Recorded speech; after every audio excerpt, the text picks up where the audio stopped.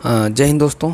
इस वीडियो में मैं बात करूंगा Allahabad high court group D का जो अभी एग्ज़ाम हुआ था मेंस, उसमें ऑर्डरली की पोस्ट और प्रोसेस सर्वर की पोस्ट के बारे में। कौन सी पोस्ट अच्छी है, किस पोस्ट में रहकर आप पढ़ाई कर सकते हो, किस पोस्ट में काम ज़्यादा है, किस पोस्ट में काम कम है, किस पोस्ट में प्रेशर ज़्यादा है, किस पोस्ट में प्रेशर नहीं है। ठीक है, सारी बातें इस वीडियो में करूँगा।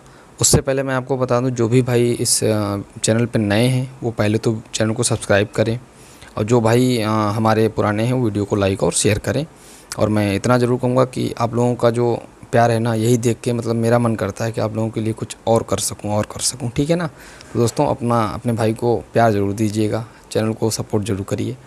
तो शुरू करते हैं कि जो ऑर्डरली की पोस्ट है उसके बारे में आप लोग ऑलरेडी मतलब बहुत सारे लोग जो जानते ही होंगे, फिर भी मैं बता रहा हूँ कि ऑर्डरली का जो मेन काम होता है कोर्ट में रहना। जज साहब के जो काम होते हैं, मतलब उन्हें पानी देना या फिर फाइलें कोर्ट रूम से और अलमद रूम में ले जाना, क्लर्क रूम से फिर कोर्ट रूम में लाना, या जो मतलब डाक देनी है, कोई लेटर पहुंचाना है इस कोर्ट से उस कोर्ट में, वो भी जज साहब का है या फिर रीडर साहब ने दिया है, तो वो काम करना। ठीक है ना। तो ये हो गए मेन काम। और अगला काम है आवाज़ देना कोर्ट में। ठीक है, जो भी मुकदमे चल रहे होते हैं उनकी आवाज़ देना, ताकि वो अक्यूज़ड या कंप्लेनेंट हाजिर हो सके सामने। ठीक है ना। तो ये काम होता है ऑर्डरली का, और कोई विशेष काम नहीं होता है। बाकी कुछ काम हैं जो आप लोगों ने सुने होंगे तो वो भी होते हैं।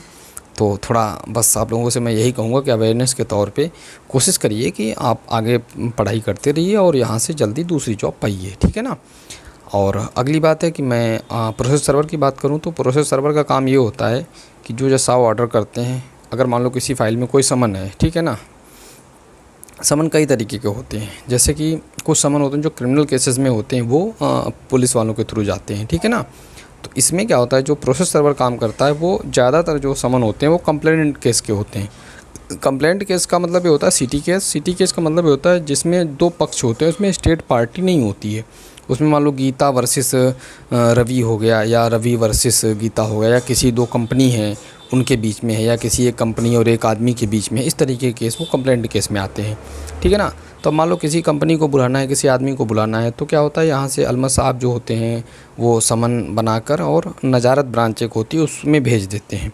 अब नजारत ब्रांच में बहुत सारे प्रोसेस सर्वर होते हैं, एरिया वाइज डिपेंड करता है कि कहाँ कितना काम है, कहाँ कितने केस ज़्यादा हैं। ठीक है। अब वो क्या होता है, मान लो एक प्रोसेस सर्वर को एक एरिया पर्टिकुलर बटा हुआ होता है। हो सकता है आप नए एरिया में जाएं, आपको शुरू में जानकारी नहीं है एरिया की, तो लेकिन कुछ समय बाद आपको एरिया की जानकारी हो जाएगी। उससे क्या होगा कि मतलब आप जो है अनुभव हो जाएगा, तो फिर आप जल्दी काम कर सकोगे। अब मान लो आपको 100 सामान दिए गए, 6 दिन में आपको सामान बांटने हैं। अब आप चाहे उनको एक दिन में बांट दो, चाहे आप उन्हें 6 दिन में बांटो। ठीक है, बांटना आपको है। और जो लंबी डेट के होते हैं यानी बाद की डेट के, वो थोड़े बाद में जाते हैं। जो शॉर्ट डेट के होते हैं वो पहले जाते हैं। अब मान लो 2 दिन में आपने सामान बांट दिए अपने सारे, उसके बाद आप आराम से जाइए और वहाँ भी आप पढ़ाई भी कर सकते हो। मतलब आप समय आपको निकालना पड़ेगा, तो आप वहाँ भी कर सकते हो। ऑफिस में नहीं भी करोगे तो कोई प्रेशर नहीं रहेगा, आराम से वहाँ बैठो, थोड़ा बहुत काम करो, और उसके बाद शाम को आके घर में अच्छे से पढ़ाई बिना टेंशन के कर सकते हो। यानी प्रोसेस सर्वर की जॉब की अगर मैं कंपैरिजन करूँ ऑर्डरली की जॉब से, तो 10 गुना ऑर्डरली की जॉब से प्रोसेस सर्वर की जॉब अच्छी है। इस चीज़ को आप ध्यान रखिए। प्रेफरेंस में जो भी भाई, मतलब मैं ये नहीं कहूँ, मैं अपनी पर्सनल राय हमारी यहाँ पे है, लेकिन आप लोग अगर चाहते हो तो प्रोसेस सर्वर की जॉब आप लोगों के लिए बेटर रहेगी वैसे मेरे हिसाब से।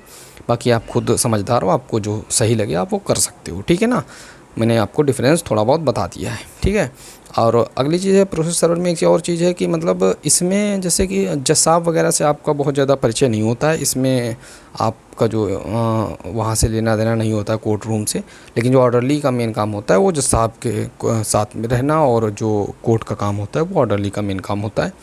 तो ये डिफरेंस मोटा मोटा मैंने आपको समझा दिया है।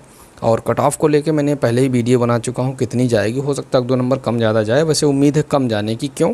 क्योंकि अभी CGL 2022 का उसका रिज़ल्ट आ जाएगा और उसमें 37,000 वैकेंसी है। तो जो भी भाई हमारे इसमें सेलेक्ट हो जाएंगे CGL में, वो यहाँ ज्वाइन नहीं करेंगे। तो हो सकता है इसकी रिज़ल्ट फाइनल रिज़ल्ट से पहले इसका आ जाए, तो हो सकता है कि और कट ऑफ थोड़ा नीचे जाए और बच्चों का सिलेक्शन हो सके। ठीक है ना। तो जो भाई इस कट ऑफ को नहीं देखें, हमारी कट ऑफ वाली वीडियो जाके वहाँ देख सकते हैं, लिंक जो मैं डिस्क्रिप्शन में दे दूँगा। और अगर कोई भी क्वेरी है आपको इस जॉब से लेकर या दूसरी किसी जॉब को लेकर, तो आप कमेंट करिए, और इस चैनल के माध्यम से आपको सारी जानकारी दी जाएगी। और इसका मेन मोटो भी हमारे चैनल का यही है कि जिन भाइयों को किसी भी चीज़ की कहीं भी कोई कन्फ्यूजन है, वो मैं उनकी दूर कर सकूँ। ठीक है। और तो मैं मतलब कुछ खास नहीं है बताने के लिए इन दोनों जॉब्स के बारे में, लेकिन ये है कि मतलब अगर आप चाहते हो कि हाँ मतलब जिसमें आप आगे बढ़ सको, जिसमें पढ़ाई करते रहो, तो प्रोसेस सर्वर की जॉब ठीक है हमारे हिसाब से। बाकी आप कोशिश यही करो कि और भी बड़ी जॉब पाओ, क्योंकि जो भी बच्चे इसमें हैं सेलेक्ट हुए हैं वो उनका लेवल बहुत अच्छा है, क्योंकि इतनी आसान नहीं होती है ग्रुप डी की जॉब लेना। अन्य जॉब आप क्लर्क बन जाओगे, सीजीएल में पा जाओगे, लेकिन ग्रुप डी की जॉब सीजीएल का टॉपर भी नहीं पा सकता, इतना जान लीजिए। क्यों? क्योंकि यहाँ बहुत ज़्यादा कंपटीशन है, ठीक है ना। एक एक नंबर पे कंपटीशन बहुत ज़्यादा बैठा है ग्रुप डी में, ठीक है ना। तो इस चीज़ को आप ध्यान रखिए। आप जितने भी लोग सेलेक्ट हुए, मैं शुभकामनाएं आप लोगों को दूंगा कि आप जल्दी से जल्दी बड़ी जॉब पाइए, और आप लोग पा भी जाओगे अगर आप लोग मेहनत करोगे। ये समय जो है ज्वाइनिंग तक का, अभी से पेपर देने तक, उसको आप बर्बाद मत करिए, क्योंकि आप इधर उधर कट ऑफ देखने में अपना समय अगर बर्बाद कर रहे हो तो आप गलती कर रहे हो, ठीक है ना। तो आपको ऐसा नहीं करना है, आपको लगातार अगले एग्ज़ाम में लगना है और मेहनत करके दूसरी जॉब लेके कहीं आगे निकल जाना है, और ठीक है।